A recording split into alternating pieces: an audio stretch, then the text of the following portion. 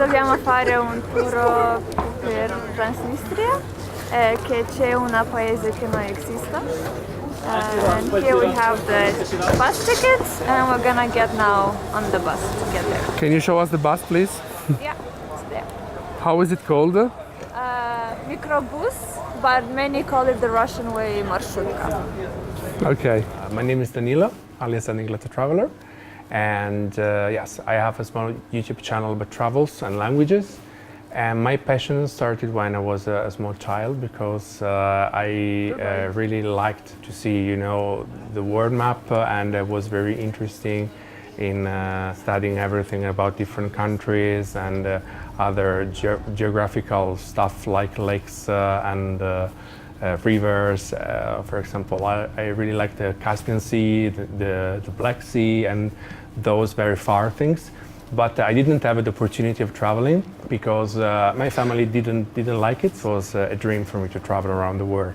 Then I studied medicine, and now I'm a doctor, and I think to be very lucky because I have the money and the time for traveling a lot, and so I'm just doing what I like to do in my life. У вас такого нету, да? She's asking, you don't have anything like this in Italy? No. Нет. Богато живут там, да? She's saying you're living rich there. Нет, мы тоже живем богато, просто от нечего делать. Мы дома не хотим. Вот. Вот мы выходим сюда. She's saying we also live rich, but we have nothing to do at home, so we come here. Okay. Дома же скучно. Okay. Saying that it's boring at home. It's boring at home, yeah. I imagine. Спасибо. Spasiba. Why Moldova? Because the states I prefer to visit are the states of the former Soviet Union. One of the reasons, maybe you will think it's weird, in the atlas I had when I was a child, there was a special list of countries. They were former Union republics. So I was a small child, I was like 7 years old. And I was thinking, why are they in a separate list? Then I began reading about the history of the Soviet Union, and I find interesting, you know, the socialist system and the communist. Questa è la mensa. Do you want to drink компот, which is juice, like natural juice? Очень люблю сметана. Салата red beet. Очень спасибо. Questo è il pranzo che potete trovare in un fast food della Transnistria. Ho preso il borscht, che è una zuppa tipica dei paesi della post-Unione Sovietica, con rapa rossa e altre verdure. I chose Transnistria because it's one of the strangest places in Europe a person can visit. I randomly knew about Transnistria some years ago, seeing a documentary or something like that on the Italian national TV, and Transnistria was presented as a very strange place. And actually, I don't know if I can say that, but it was presented as a mafia state, and that was Rai Uno, the most important channel. They told that all the money in this state come from selling weapons and other stuff like that. So I began thinking about whether that was true or not. That's the main reason, actually. The second reason is that I collect foreign banknotes, and I found very interesting that a state which is not recognized has its own currency. Adesso prendiamo il tram da questa città. Incodata, come se numește? Pender. Adesso prendiamo il tram da Pender a Tiraspol, che è la capitale della Transnistria. Italia turista. Ați venit de la acolo, din Eu din Chișinău. oraș, Italia. Italia, Bolzano. Lângă Austria, În Bologna am fost. She was in Ați fost la Bologna? Ah, ok. Nu este departe. Nu. 200 de kilometri, poate. Bani, hai că Da. aproape vedit. Ce faci? Fac film despre călătorile care fac și acum călătoresc în Moldova și Transnistria și fac niște videouri despre călătorul meu, cum se spune? Bine, bine. Despre călătorie. Da, despre călătorie, da. Осторожно, двери закрываются. Следующая остановка – дачная. Документы, дающие право на льготный проезд, предъявляйте в развернутом виде.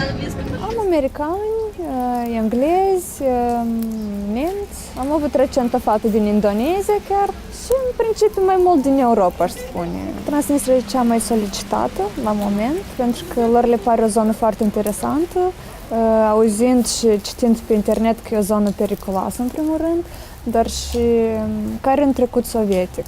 Și cred că cel mai mult interesează că e o zonă cu propria valută și propriul pașaport care nu pot folosi decât doar în zona lor. În caz că ceva se întâmplă cu ei, nu pot contacta ambasada și deci dacă sunt arestați sau, nu știu, își pierd pașaportul sau ceva, ei n-au la cine apela să-i ajute și rămân blocați acolo. Cam asta cred că ar fi unicul pericol pentru turiști. În rest, nu, e o zonă destul de safe. Ok, now. So this is the river Dnistru, where the name of Transnistria comes from actually.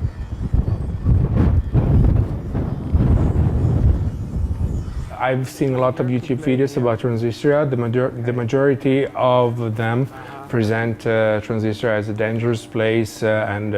Personally, for example, I thought that it was a socialist republic, for example. And I think that there is a lot of lacks of information about Transnistria as it really is, because visiting Transnistria today, I had a completely different idea. Of course, I'm not living here, so I don't know how things are in reality, but what I can see from the outside is not what I could see from the outside seeing videos, because in the majority of videos only focus on communist symbols and that's it.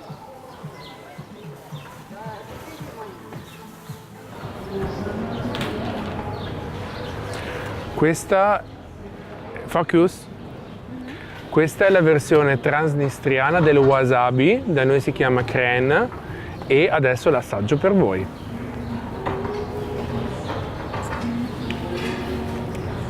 È molto buono in realtà. È fortissimo, però si accompagnerebbe benissimo con il pesce, è vero. Lo compriamo. Раз, два, три. Спасибо. Пожалуйста. Так, не забудьте. До свидания. До свидания. Of course, there are a lot of curious things, like the presence of communist symbols everywhere, or the presence of Lenin statues or Stalin statues. That's actually something strange you don't find in other former Soviet states. I haven't been in Belarus, but for example in Azerbaijan or in Georgia, you don't find this kind of stuff. Everything is hidden or destroyed or covered. But I think it's just a normal place. There is a market, there is a station. The thing is particular here that there is a lot of militaries, a lot of soldiers everywhere. Something you usually read, or it is usually told about Transnistria, is that policemen are dangerous, and when they see that there is a tourist, they will ask for money, but no policeman asked me for money. After about 3 months, the war stopped because a lot of people died, and it's pretty clear the situation that, you know, how can you fight a small country against Russia? So ONU and Moldova decided, and the region Transnistria decided to make a deal, a peaceful deal, which is why till nowadays many call it a frozen conflict. During this travel, we hired a guide. I also like to travel by myself, talking to the people in the regional language, And unfortunately, I don't speak Russian, so I cannot explain anything, even the easiest things. But I really would like to come here after learning Russian for 1 or 2 years, talking by myself with the local people in order to understand better how the situation really is. Because today, of course, as a tourist with a guide, I had a very superficial view of Transnistria. Pentru mine Transnistria e doar o parte din Moldova, la fel ca și restul Moldovei, nu o văd nici de cum separată și le povestesc, de fapt, din istorie și cum oamenii trăiesc în ziua de azi, adică nimic ceva pompos sau povești, sau, adică realitatea ei singuri văd cum este, adică nu... politic nu cred cumva asta ori ne ajută sau ne distruge relațiile. Eu cred că mai mult din punct de vedere economic poate îi ajută cumva în zona acolo, dar și pentru Moldova, într-un fel sau altul, și noi avem un pic de publicitate, adică pentru că oamenii vor să vină să descopere ce e aici, pentru că mulți în genere n-au idee de Moldova și ce aici se află. Și majoritatea informației care eu găsesc este despre Transnistria. Și deja venind în Transnistria, ei descoperă și restul Moldovei.